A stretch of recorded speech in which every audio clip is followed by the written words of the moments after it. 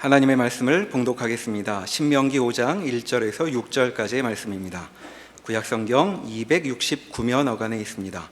신명기 5장 1절에서 6절까지의 말씀입니다. 모세가 온 이스라엘을 불러 그들에게 이르되, 이스라엘아, 오늘 내가 너희의 귀에 말하는 규례와 법도를 듣고 그것을 배우며 지켜 행하라. 우리 하나님 여호와께서 호렙산에서 우리와 언약을 세우셨나니 이 언약은 여호와께서 우리 조상들과 세우신 것이 아니요 오늘 여기 살아있는 우리 곧 우리와 세우신 것이라. 여호와께서 산 위 불 가운데에서 너희와 대면하여 말씀하시매 그때 너희가 불을 두려워하여 산에 오르지 못하므로 내가 여호와와 너희 중간에 서서 여호와의 말씀을 너희에게 전하였노라. 여호와께서 이르시되 나는 너를 애굽 땅 종되었던 집에서 인도하여 낸 내 하나님 여호와라. 아멘. 신명기 5장을 보면 이스라엘 백성들이 시내산에서 하나님과 언약을 체결하는 장면을 회상하면서 시작을 하고 있습니다. 하나님께서 시내산에서 그 이스라엘 백성들에게 말씀하시는데 이스라엘 백성들이 두려워서 직접 하나님의 말씀 듣기를 주저하게 됩니다. 모세를 중보자로 세워서 하나님께서 우리에게 말씀하신 것들을 우리가 다 행하겠습니다, 이렇게 약속을 하고, 또 이스라엘 백성들의 이러한 약속에 하나님께서는 내가 원하는 것이 너희가 나를 경외하고 또 너희와 너희의 후손들이 영구히 번성하는 것이다, 장구하는 것이다 라고 하는 말씀을 주십니다.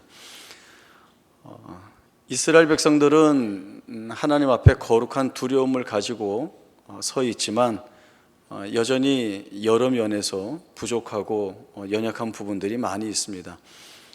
그럼에도 불구하고 하나님께서는 택하신 자기 백성에게 열심을 가지시고 그들 가운데 임재하시고 동행하시고 그들의 나아갈 길들을 친히 인도해 주십니다. 하나님이 이스라엘을 자기 백성 삼으시고 또 이스라엘의 하나님이 되신다라고 하는 것은 다른 그 무엇이 하나님의 이 자리를 빼앗을 수가 없습니다. 이스라엘 백성들로서는 하나님이 이러한 하나님이심을 분명히 알아 그 하나님이 아닌 다른 것에 마음을 빼앗기지 아니하고 이 하나님과 동행하여 나가는 것이 얼마나 큰 복인가를 잘 알아야 할 필요가 있습니다. 하나님께서는 이러한 이스라엘 백성들에게 자신의 계명을 주심으로 인하여서 하나님이 어떤 하나님이신가 그 택하신 백성에게 요구하고 또 그 요구를 통하여 주시는 것이 마침내 복이다라고 하는 사실들을 알려주십니다. 뒤이어서 나오는 신명기 5장 7절에서 10절까지의 말씀을 보겠습니다. 신명기 5장 7절입니다. 나 외에는 다른 신들을 내게 두지 말지니라. 너는 자기를 위하여 새긴 우상을 만들지 말고 위로 하늘에 있는 것이나 아래로 땅에 있는 것이나 땅 및 물속에 있는 것의 어떤 형상도 만들지 말며 그것들에게 절하지 말며 그것들을 섬기지 말라. 나 내 하나님 여호와는 질투하는 하나님인즉 나를 미워하는 자의 죄를 갚되 아버지로부터 아들에게로 3, 4대까지 이르게 하거니와 나를 사랑하고 내 계명을 지키는 자에게는 1000대까지 은혜를 베푸느니라. 지금 읽은 계명은 첫 번째와 두 번째 계명입니다. 그러나 이 계명을 조금 오해하면 이렇게 들을 수 있습니다.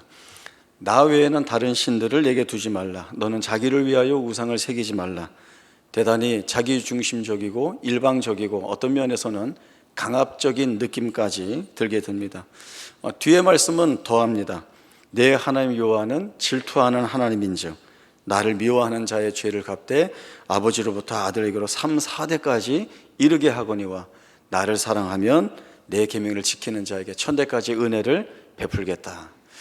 간단하게 말하면 내 말 잘 들으면 내가 복하고 은혜를 주겠지만 나한테 밉보이면 국물도 없다는 식의 어떤 위협과 이 거슬리는 것들이 있는 말씀을 하십니다.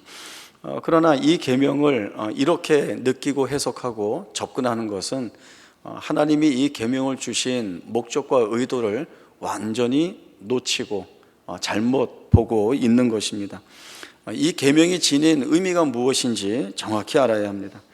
하나님은 이스라엘 백성들에게 이러한 계명을 주심으로 인하여서 그 주신 계명에 순종해 갈 때에 하나님이 그들의 삶 가운데에서 무엇을 이루어내시는지를 보게 하시려는 그러한 마음이 있습니다. 계명을 주셔서 법규를 주셔서 그리고 강제적인 명령을 주셔서 억압하거나 이렇게 묶어두고 나 순종하는 것 아니면 나만 섬기는 것 아니면 너희 안 된다라고 하는 그러한 공포를 만들어내거나 두렵게 만들어서 순종과 섬김을 받아내려는 것이 아니라 하나님이 너희에 대하여 가지고 있는 기대, 또 하나님이 가지고 계시는 그 마음의 원함이 무엇인지를 보아야 한다라고 하는 것이죠. 이스라엘 백성들이 우상을 만들고 우상을 쫓아가서 섬기는 것이 하나님이 어떤 시기하거나 마음의 불편함이기보다는 허탄하고 헛된 것에 마음을 빼앗겨서 자신의 생애와 자기의 소원과 소망을 그 헛된 것 앞에 두는 것 자체가 무의미하기 때문에 너희는 그 우상을 쫓아갈 것이 아니라 내 생애를 복되게 할 수 있는, 내 생애의 은혜를 담을 수 있는 내 앞에 나와서 살아라 라고 하는 것이 하나님이 자기 백성에게 주시고 계시는 말씀입니다. 이 하나님은 자기 백성을 사랑하는 하나님입니다. 이스라엘 백성들이 이 하나님의 말씀에 불순종하고 그리고 그 하나님을 원망하고 불평하면서 떠날 때조차도 하나님은 그 돌아서가는 백성들을 붙잡으시고 자기 앞으로 끌어들이시는, 언제든지 넉넉히 기다리시고 품으시는 그런 하나님이신 것입니다. 하나님의 계명을 순종하여 감으로 인하여서 이 하나님이 얼마나 복된 하나님으로 자신들의 삶 가운데 찾아오시는지를 하나하나 알 수 있게 됩니다. 이 하나님이 쫓아가게 하시는 진리와 거룩과 의의 길이 이스라엘 백성들이 평범한 다른 민족이 아니라 하나님 앞에 택함을 받은 민족으로서 거룩하게 쓰여지고 있다라고 하는 사실을 알아 영광에 이르게 하시는 그 하나님의 놀라우신 주권과 섭리를 보게 됨으로 인하여 이 하나님만이 우리의 유일한 이스라엘의 하나님이다를 알아가게 하시는 것이 바로 하나님이 가지고 계시는 목적입니다.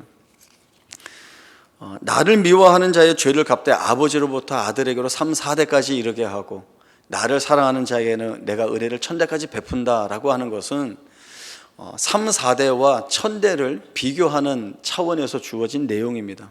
물론 죄의 영향력이 3, 4대까지 이른다라고 하는 그런 의미도 있지만 더 풍성하게 주어지는 내용은 하나님께서는 은혜를 주시고 그 은혜를 자녀와 후손들을 통하여서 1000대까지 이끌어 가시는 그런 사랑과 은혜가 풍성하신 하나님, 그 하나님이 이스라엘을 찾아오시고 지금 말씀하여 주신다, 언약을 주신다라고 하는 내용을 강조하는 차원에서 주어진 내용이기 때문에 하나님이 우리의 그 못난 모습을 전혀 용서하지 않으시고 끝까지 쫓아오셔서 못살게 군다, 이런 내용은 절대 아닌 것입니다.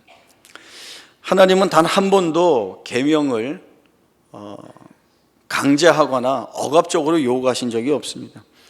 하나님은 이스라엘 백성들을 하나님의 언약 백성으로서 거룩한 명예를 지니고 그 안에서 주어지는 복된 책임들을 잘 감당해 나아갈 수 있는 자리로 인도해 오십니다. 하나님은 그러한 하나님으로서 이 이스라엘 백성들 앞에 서 계십니다. 이스라엘 백성들에게 내가 복을 주는 것이 내가 원하는 것이다 라고 하는 마음을 주시면서 이 말씀하신 복을 이루어 가기 위해서 이스라엘 백성들 가운데에서 일하십니다. 그러면 이스라엘 백성들에게 복을 주시는 것이 하나님의 뜻이고 목적인데 그 하나님이 주시는 복이 무엇인가 저희들이 좀 살필 필요가 있습니다. 제일 먼저 이 복에 대한 이해는 첫 번째가 현세적인 복입니다. 우리가 살아가면서 우리의 삶 가운데 직접 받아 누리는 복을 말합니다.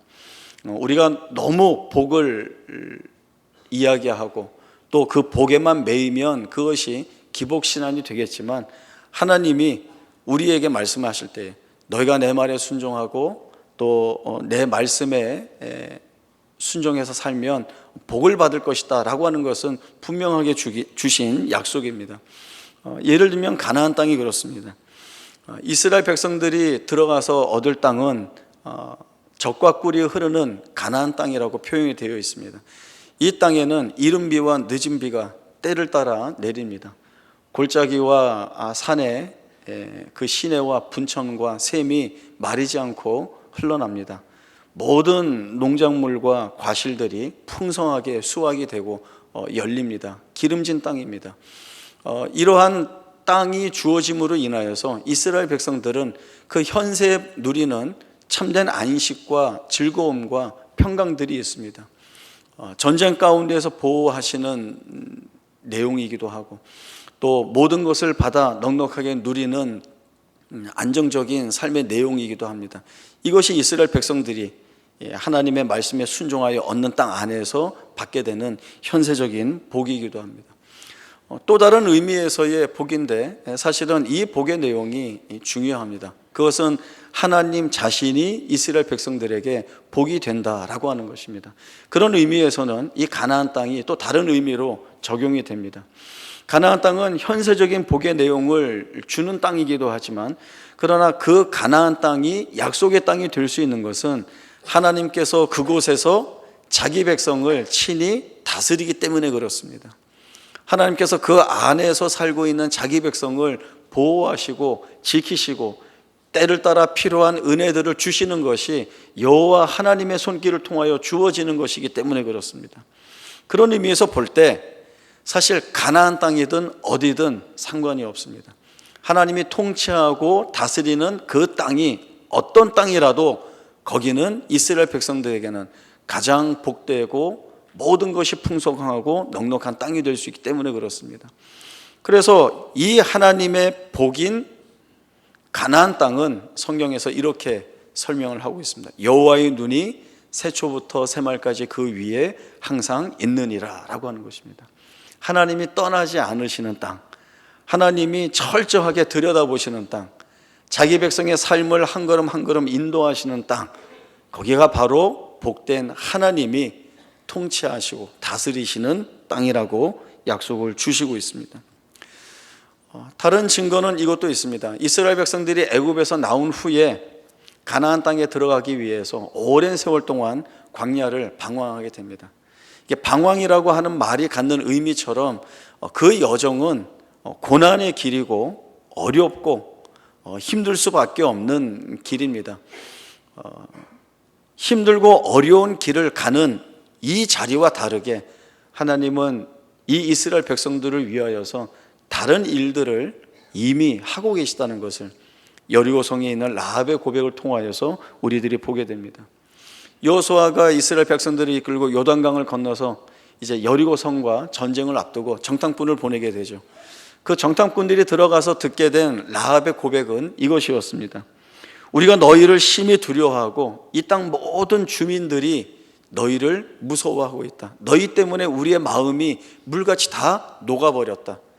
너희가 애굽에서 나와서 홍해를 건넌 일과 저쪽에 있는 아모리의 두 왕 시온과 옥을 진멸시킨 일을 우리가 다 들었는데 그것이 하나님이 너희를 위하여서 행하신 일인 것을 우리가 알기에 우리는 너희가 두렵다라고 하는 이야기를 하고 있습니다. 이 가나안 거민들이 두려워하는 것은 이스라엘 백성들이 아니라 그 이스라엘 백성들을 위하여서 역사하시는 하나님을 두려워하고 있는 것입니다. 라합이 그 이야기를 하죠. 세상에 이런 하나님이 어디에 있느냐. 너희를 위하여 일하고 너희를 위하여 싸우고 너희를 위하여 역사하는 그 하나님, 그 하나님의 보호 아래에 있는 너희 같은 자들이 어디 있냐라고 하는 것을 이야기합니다. 이러한 사실들을 통하여서 이스라엘 백성들에게 가장 큰 복이 무엇인가라고 하면 바로 이 하나님이라고 하는 것들을 알 수 있습니다. 하나님은 이스라엘 백성들에게 언약의 말씀을 주시면서 하나님이 복이시고 그리고 또 이 하나님의 베푸시는 가장 복된 자리로 자기 백성들이 나올 것을 격려해 주시고 있습니다. 하나님의 백성이 세상에 다른 것을 힘으로 삼지 않고 또 자기들이 원하고 얻을 것을 위하여서 세상의 어떤 가치를 쫓지 않고 다른 조건과 대안을 갖지 않고 하나님 앞에 나올 것을 이 하나님이 원하고 계시는 것입니다. 그 언약의 말씀을 주시는 것은 나만 믿어야 된다라고 하는 위협이 아니라 내가 아니면 안 된다라고 하는 차원에서의 적극적인 자기 백성에 대한 위로의 말씀이자 격려의 말씀이 되고 있습니다. 그리고 이 하나님의 말씀은 지금 언약을 맺고 있는 백성뿐만 아니라 그 자녀와 후손에게까지 언약의 영역을 확장시키고 있는 것들을 보게 됩니다. 우리 신명기 6장 1절에서 3절까지의 말씀을 보겠습니다. 신명기 6장 1절에서 3절입니다. 이는 곧 너희의 하나님 여호와께서 너희에게 가르치라고 명하신 명령과 규례와 법도라. 너희가 건너가서 차지할 땅에서 행할 것이니 곧 너와 내 아들과 내 손자들이 평생에 내 하나님 여호와를 경외하며 내가 너희에게 명한 그 모든 규례와 명령을 지키게 하기 위한 것이며 또 내 나를 장구하기 위한 것이라. 이스라엘아 듣고 삼가 그것을 행하라. 그리하면 내가 복을 받고 내 조상들의 하나님 여호와께서 내게 허락하심 같이 적과 꿀이 흐르는 땅에서 내가 크게 번성하리라.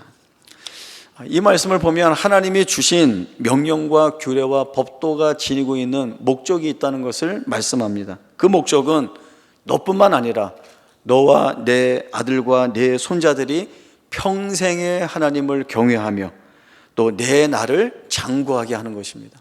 하나님이 인도하여 들이신 적과 꿀이 흐르는 그 땅에서 번성하게 되는 것입니다. 이것이 하나님이 택하신 백성에게 주는 큰 복입니다.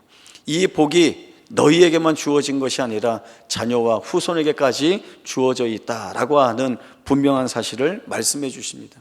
그런 차원에서 언약의 갱신의 자리, 신명기 5장에서 이스라엘 백성들이 모세를 통하여서 시내산에서의 그 언약 체결을 회상하는 것은 너희 부모 때에 이런 일이 있어서 이런 추억을 돌아보는 일이 아니라 지금 너희에게 전하여 주는 이 하나님의 말씀, 이 하나님의 언약은 너희의 조상들과 맺은 것이 아니라 지금 여기 살아있는 너희와 맺고 있는 것, 그리고 이 언약은 너희에게만이 아니라 너희의 자녀와 후손에게도 주어지는 언약, 복, 그리고 너희들이 감당할 책임이라는 사실을 분명하게 명령으로 주시고 요구하고 계십니다. 믿음의 후손은 미래의 하나님의 백성입니다. 이 미래의 하나님의 백성에게 하나님은 또 그들의 하나님이 되십니다. 언약이라고 하는 것은 단절되지 않습니다. 하나님께서 아브라함에게 주신 언약이 이삭과 야곱에게 흘러서 결국 천하 만민에게 이르게까지 하는 하나님의 은혜가 되게 하셨습니다. 자녀들에게 이 하나님을 잘 가르쳐야 하는 것이 하나님 앞에 언약을 받고 있는 그 백성들의 중단할 수 없는 열심이 되어야 합니다. 하나님은 이스라엘 백성들에게 그 자녀와 후손들이 하나님을 기억할 몇 가지 장치들을 주셨습니다. 첫 번째는 유월절입니다. 유월절은 이스라엘 백성들이 애굽에서 있었던 일을 기억하여서 매년 하나님 앞에 드리는 예식입니다. 이스라엘 백성들을 구원해 내시기 위해서 하나님이 애굽 가운데에서 10가지 재앙을 내리십니다. 그 중에 10번째는 장자의 죽음의 심판입니다. 애굽에서 태어난 모든 것들이 다 애굽에서 태어난 첫 번째로 태어난 모든 것들이 다 죽는 거죠.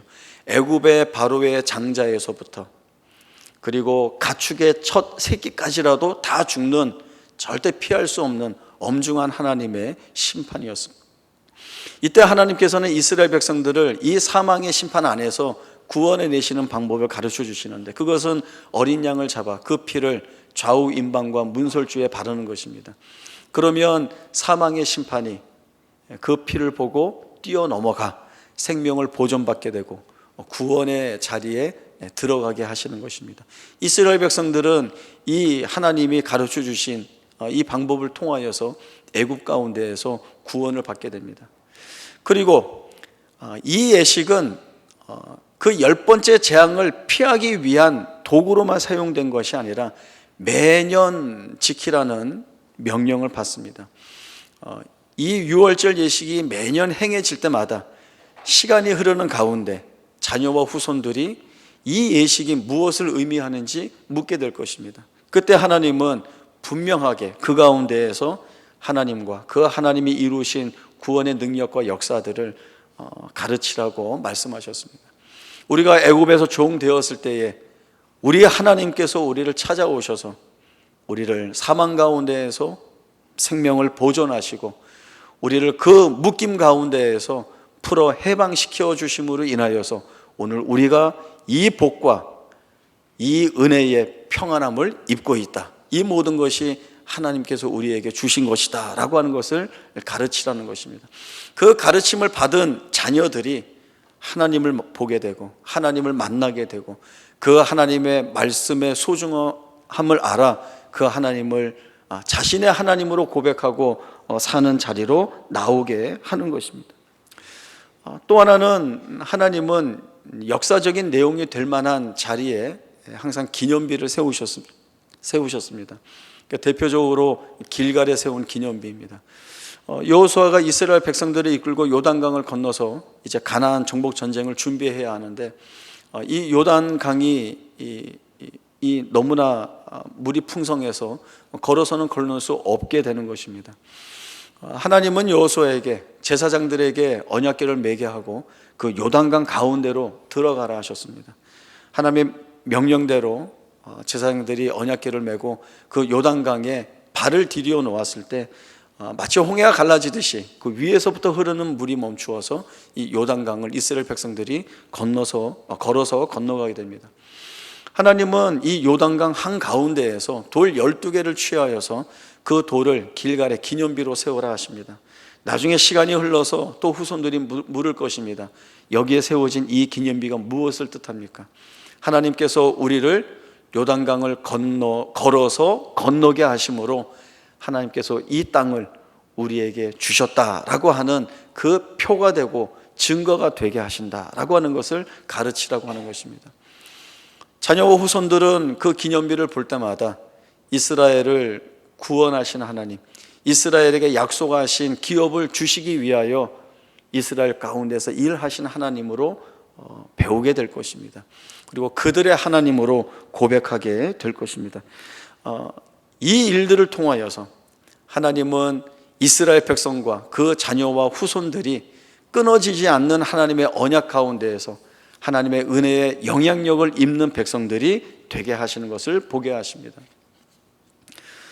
하나님을 믿는 부모가 맡은 책임 중에 가장 큰 것은 자녀들에게 하나님을 잘 가르치고 전수하는 것입니다. 우리가 잘 알고 있듯이 유럽이나 미국은 이미 오래전부터 젊은 사람들이, 우리의 자녀들이 교회를 떠났습니다. 위기감을 느낀 교회들이 무엇이 문제인가 돌아보게 되었습니다. 세상은 재미있는데 교회는 재미없다라고 하는 것을 알게 된 거죠. 그래서 교회도 재미있을 수 있다라고 하는 것을 보여주기 위해서 세상에서의 놀거리, 볼만한 거리, 즐길 거리들을 교회 안으로 가지고 들어왔습니다. 반응은 처음에는 반짝하고 좋았지만 이내 시들어 버렸습니다. 그러나 사실 이것은 정해진 결과입니다. 마땅한 결과입니다. 교회는 세상의 볼거리, 놀거리, 즐길 거리를 제공해서 채우는 자리가 아니기 때문에 그렇습니다. 교회는 복음으로 채워져야 하고 그 복음을 통하여서 하나님이 부르시고 택하신 자들을 이 안에 채우시는 것입니다. 그것이 분명하다라고 하는 사실들을 알아야 우리가 하나님을 붙들고 우리의 자녀와 후손들에게 그 내용을 가르쳐 한 자리에 모여 함께 예배할 수 있게 되는 것입니다. 오래전에 뉴스에서 본 내용인데 3.1절에 기자가 어린 학생들을 찾아가서 3.1절을 읽어봐라 이렇게 했더니 아이들이 3.1이라고 읽었습니다. 3.1절을 3.1이라고 읽은 거예요. 그걸 보면서 그것은 학생들만의, 어린 아이들만의 잘못이 아니라는 생각을 했습니다. 학교에서 안 가르쳤다, 그렇게 학교에만 나무랄 수도 없습니다. 가정에서 부모들이 잘 가르치지 않았다, 물론 그 책임이 있는 것입니다. 그래서 모두의 책임이라는 생각이 들었습니다. 우리의 신앙 고백이 나 하나님 잘 믿습니다 라고 하는 그 내용 하나만으로 그쳐서는 안 되는 것입니다. 내가 하고 있는 그 고백이 정말 이 하나님께 내 생명을 다 걸고 하는 고백인가를 돌아봐야 하고, 하나님 외에 다른 중요한 것이 더 이상 있을 수 없습니다 라고 하는 고백인지 그 내용들을 스스로 묻고 되짚어야 하는 것입니다. 그리고 그러한 고백을 가질 때에 내가 그 고백을 가지고 사는 모습이 우리의 자녀와 후손들에게는 부모가 어떻게 하나님을 붙들고 사는가를 보여주는 귀한 가르침이 되는 것입니다. 부모가 즐거울 때에 하나님 앞에 감사의 기도를 드리는 모습을 보는 자녀들이 자신들의 감사한 것이 있는 삶에서 하나님께 기도하게 되고, 부모가 어렵고 힘든 일로 인하여서 낙심하고 절망할 때에 그것으로 주저하지 않고 무릎을 꿇고 하나님 앞에 기도하는 모습을 자녀와 후손들이 본다면, 그 자녀들이 자기가 살아가는 생애 가운데에서 그렇게 낙심되고 절망되는 일이 있을 때에 부모의 기도를 기억하여서 자기도 하나님 앞에 무릎 꿇고 기도하게 되는 것입니다. 그것이 우리가 가르치고 보여줘야 할 내용들입니다. 하나님, 그리고 그 하나님의 말씀이 우리에게 주는 유익과, 그리고 그 말씀으로 인하여 채워지는 즐거움과 기쁨이 무엇인지를 보여줘야 하는 것입니다. 세상의 재미가 아니라 말씀으로 살아서 얼마나 기쁜지, 말씀으로 인하여 얻게 되는 즐거움이 우리의 고백으로 얼마나 즐겁게 드려지는지를 우리가 그렇게 살아내고, 그리고 그렇게 살아낼 수 있도록 우리의 자녀들을 이끌어야 하는 것이 바로 하나님께서 아브라함과 이삭과 야곱의 하나님이신 것처럼 우리와 우리의 자녀와 우리의 후손의 하나님으로서 일하신다는 그 약속이 되는 것입니다. 시편 119편 말씀을 저희가 한번 찾아보겠습니다. 구약 성경 890쪽입니다. 시편 119편 1절에서 16절까지의 말씀 제가 읽겠습니다. 시편 119편 1절부터 말씀 봅니다. 행위가 온전하여 여호와의 율법을 따라 행하는 자들은 복이 있으며 여호와의 증거들을 지키고 전심으로 여호와를 구하는 자는 복이 있도다. 참으로 그들은 불의를 행하지 아니하고 주의 도를 행하는도다. 주께서 명령하사 주의 법도를 잘 지키게 하셨나이다. 내 길을 굳게 정하사 주의 율례를 지키게 하소서. 내가 주의 모든 계명에 주의할 때에는 부끄럽지 아니하리이다. 내가 주의 의로운 판단을 배울 때에는 정직한 마음으로 주께 감사하리이다. 내가 주의 율례들을 지키오리니 나를 아주 버리지 마옵소서. 청년이 무엇으로 그의 행실을 깨끗하게 하리이까? 주의 말씀만 지킬 따름이니이다. 내가 전심으로 주를 찾았사오니 주의 계명에서 떠나지 말게 하소서. 내가 주께 범죄하지 아니하려 하여 주의 말씀을 내 마음에 두었나이다. 찬송을 받으실 주 여호와여, 주의 율례들을 내게 가르치소서. 주의 입의 모든 규례들을 나의 입술로 선포하였으며 내가 모든 재물을 즐거워함 같이 주의 증거들의 도를 즐거워하였나이다. 내가 주의 법도들을 작은 소리로 읊조리며 주의 길들에 주의하며 주의 율례들을 즐거워하며 주의 말씀을 잊지 아니하리이다. 시편 119편은 대단히 긴 절로 유명합니다. 176절까지 있습니다. 그리고 신구약 성경의 가장 가운데 중심에 위치하는 내용입니다. 한 4절 정도를 제외하고는 각 절마다 하나님의 말씀이라고 하는 이 단어가 빠지지 않고 들어갑니다. 물론 그 말씀이라고 하는 것이 이런저런 다른 단어로 나옵니다. 명령, 법도, 법, 규례, 뭐 이제 이런 내용으로 다 있죠. 시편 119편의 저자는 그가 살아오면서 하나님의 말씀으로 인하여 경험했던 고백 때문에 내가 이 말씀을 사모하는 열심을 멈출 수 없다라고 하는 고백을 하나님 앞에 기도로 아뢰고 있는 것입니다. 즐거울 때에는 그 하나님의 말씀으로 인하여 없는 풍성함으로 인하여서 하나님께 감사하게 하고, 그가 비통하고 비탄한 자리에 처해서 힘들고 어려워서 낙심이 될 때에는 하나님의 위로하고 격려하시는 말씀을 붙들고 견디게 하셔서 결국엔 그 자리에서 벗어나는 구원의 경험들을 이 저자가 갖고 있습니다. 그래서 이 저자는 자신의 생애 가운데에서 하나님과 이 하나님이 주시는 말씀을 결코 놓칠 수 없다라고 하는 그 고백을 하고 있고, 이 고백은 자기에서만 멈추는 것이 아니라 다른 말씀으로 쭉 살펴가면 자기의 자녀와 후손들에게까지 이 말씀의 은혜의 깊이를 더해가겠다는 고백들을 하고 있습니다. 하나님은 그런 하나님으로 우리에 찾아오셔서 일하시고 역사를 해 주시고 계십니다. 우리가 우리의 자녀들에게 이 하나님을 잘 가르쳐서 우리의 자녀들도 우리가 믿고 있는 하나님을 인격적으로 만나고 그 하나님이 아니면 안 된다라고 하는 고백을 가지고 살아갈 수 있는 자리에 함께 세워져 가야 합니다. 그리고 하나님은 그 일을 분명히 하시겠다는, 우리가 신명기 6장 1절에서 보았듯이 하나님이 가지고 계시는 목적과 뜻은 너와 내 아들과 내 손자들이 영원히 내 앞에서 복을 받는 것이다.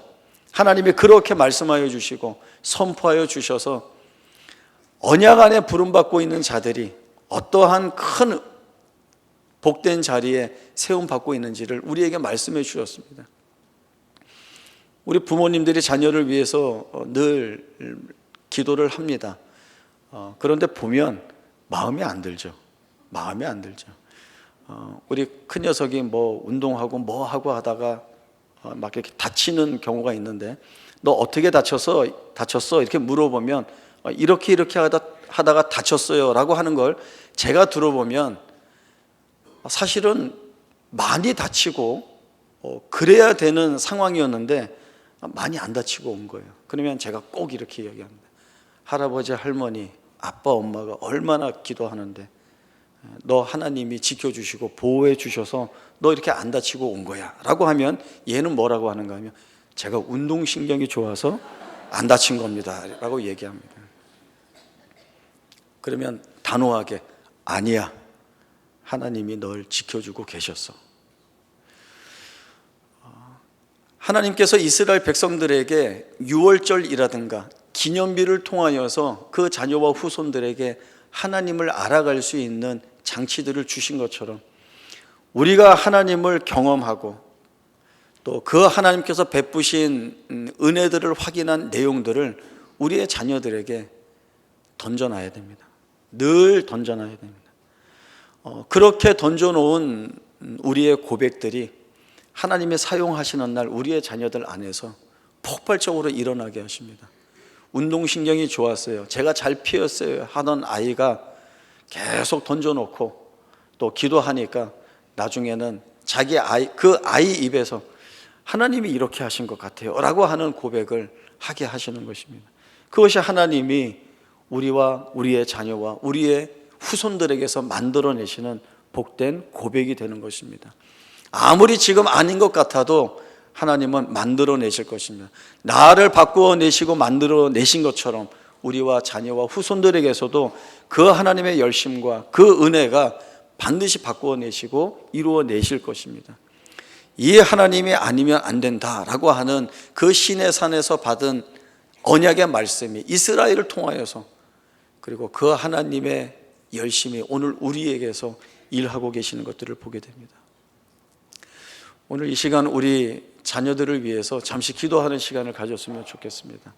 또 우리의 자녀들뿐만 아니라 우리의 교회 안에서의 다른 믿음의 세대들을 위해서 잠시 기도하는 시간을 가지면 좋겠습니다. 우리의 아이들이 언약의 후손으로서 하나님 앞에 여호와의 상급이요 기업으로 부름받고 있고, 이 자녀들이 하나님을 인격적으로 만나 하나님을 자신의 하나님으로 고백하며 그 하나님과 동행함을 살아갈 수 있는, 믿음을 고백할 수 있는 그 자녀들이 될 수 있도록 이 시간 잠시 기도하고 제가 기도하겠습니다. 사랑과 은혜가 풍성하신 하나님 아버지, 감사합니다. 하나님께서 우리에게 허락하신 귀한 자녀들이 있습니다. 이 자녀들이 하나님 앞에 언약의 자녀로 부름받고 있습니다. 하나님께서 그리고 우리의 자녀와 후손들에게 하나님이 언약을 주신 것처럼 하나님께서 우리의 자녀들에게도 찾아오셔서 말씀하여 주시고 만나 주시고 그들의 삶에 개입하여 주시고 하나님께서 섭리하여 주셔서 하나님을 자신의 하나님으로 고백하고 사는 자들로 만들어 주실 것을 저희들이 믿습니다. 지금 비록 이 아이들에게 믿음의 고백이 약하고 연약하지만 하나님께서 반드시 이루어내실 일들임을 알아 이 자녀들을 끝까지 주의 마음을 품고 사랑하며 길이 이해하고 포용하여서 우리의 모습 가운데에서 하나님을 볼 수 있도록, 그리고 우리의 말 속에서 하나님의 말씀을 들을 수 있도록 은혜를 주셔서 이 자녀들이 하나님 앞에서 살아가는 복된 존재로 세움받는 귀하고 놀라운 은혜가 있게 하여 주시옵소서. 하나님 아버지, 은혜를 감사합니다. 우리로 하여금 하나님을 경외하게 하시고 그 하나님의 경외함이 우리의 복된 증거요, 내용이요, 고백이 되게 하시니 감사합니다. 하나님께서 아브라함과 이삭과 야곱의 하나님으로서 우리와 우리의 자녀들을 만나주시고 우리의 후손들을 언약의 자녀라 말씀하시며 복된 자리에 세워주실 것을 약속하여 주셔서 감사합니다. 우리뿐만 아니라 우리의 자녀와 후손들이 하나님을 자신의 하나님으로 고백하고 그 하나님과 동행하여 사는 기쁨과 즐거움들을 그 생애 속에서 충만히 누려 나갈 수 있도록 도와주시고, 그렇게 하는 것이 이 세상에서 살아가는 하나님의 언약 백성의 가장 큰 복인 것을 보게 하여 주옵소서. 그리하여서 우리 모두가 한 자리에 모여서 한 마음으로 한 입술로 하나님을 우리의 하나님으로 고백하고 예배하고 찬송케 하여 주시어서 시내 산에서 하나님의 복되게 선언하신 그 크고 풍성한 은혜가 우리와 우리의 자녀와 후손들에게 채워지는 주의 복이 되게 하여 주옵소서. 거룩하신 예수님의 이름으로 기도하옵나이다. 아멘.